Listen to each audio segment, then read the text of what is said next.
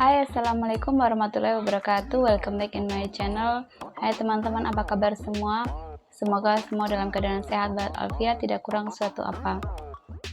Masih pembahasan sekitar TKI. TKI yang bekerja di negara orang ibarat penumpang di negara orang, mengais rezeki di negara orang.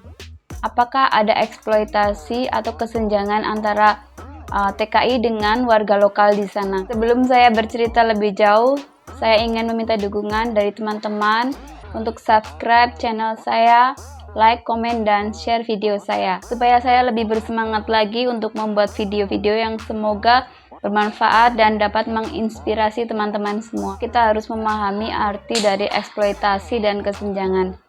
Eksploitasi adalah apabila kita dipekerjakan melebihi apa yang seharusnya menjadi tanggung jawab kita, sesuai dengan pekerjaan kita yang tertera dalam kontrak kerja. Jadi di sini tanggung jawab dan hak harus selaras.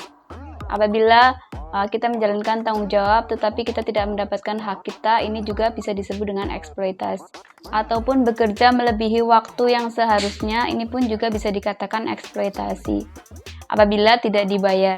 Sedangkan kesenjangan maksudnya adalah perbedaan atau gap. Kesenjangan ini bisa dari tanggung jawab ataupun hak. Di sini kita dapat contohkan apabila kita bekerja di satu perusahaan yang di sana terdapat orang lokal. Apakah kita mendapatkan hak dan tanggung jawab yang sama dengan mereka? Apakah kita bisa disebut dieksploitasi apabila kita bekerja lebih dari mereka? Apakah kita bisa disebut mengalami kesenjangan apabila mereka mendapatkan hak yang lebih dari kita? Ataupun apabila tanggung jawab mereka lebih ringan daripada kita sebagai pekerja asing. Berdasarkan pengalaman saya ingin bercerita dengan jujur bahwa selama saya bekerja di negara orang beberapa tahun, saya bergaul dan bekerja bersama dengan orang asing dan juga orang lokal. Dan di sana kami bekerja bersama-sama dan mempunyai tanggung jawab yang sama. Contoh yang paling konkret adalah gaji. Apakah gaji kami sebagai pekerja asing dengan pekerja lokal sama? Tentu saja jawabannya tidak. Kami mempunyai basic sesuai dengan standar gaji pekerja asing. Sedangkan orang lokal mempunyai standar gaji pekerja lokal. Walaupun jabatan kami sama, tetapi gaji kami tidak sama. Begitu pula dengan allowance. Apabila mereka mendapatkan allowance lebih tinggi, itu memang sudah menjadi peraturan dari pemerintah di sana. Berdasarkan pengalaman saya selama bekerja di Malaysia di suatu perusahaan, orang lokal di sana apabila mendaftarkan pekerjaan, pada saat interview mereka menunjukkan sijil pendidikan atau ijazah pendidikan mereka. Semakin tinggi pendidikan mereka, semakin tinggi pula gaji dan allowance mereka. Jadi walaupun jabatan kami sama, tetapi gaji kami tidak sama.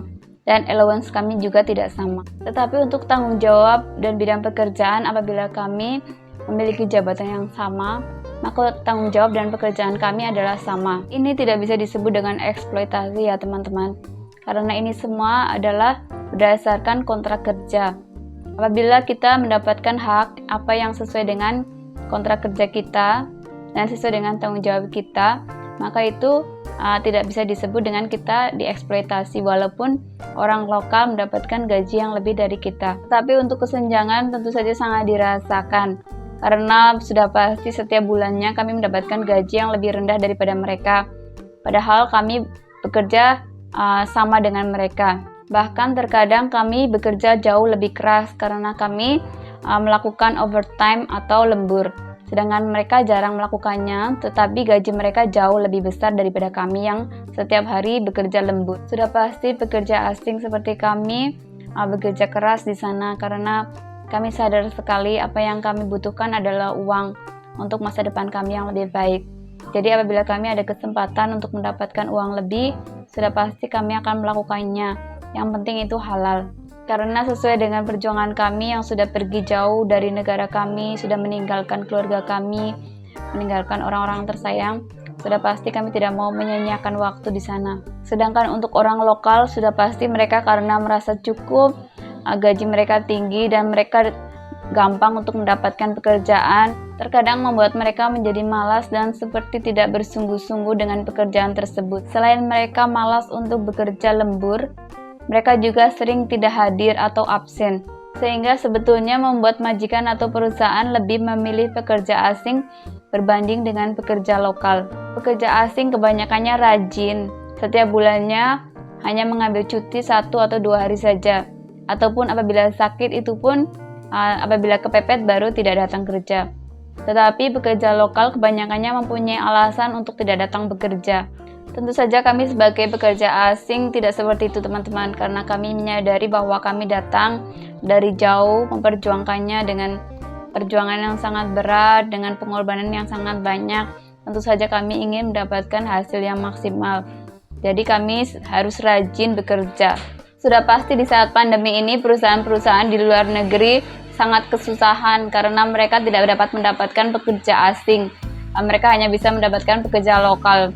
Padahal mereka harus membayar gaji yang lebih tinggi, tetapi kinerja mereka tidak sebaik pekerja asing. Kita harus bersyukur bahwa kita mempunyai nama yang baik, kinerja kita sangat dihargai di sana, jadi kita harus menjaga nama baik kita sebagai pekerja asing.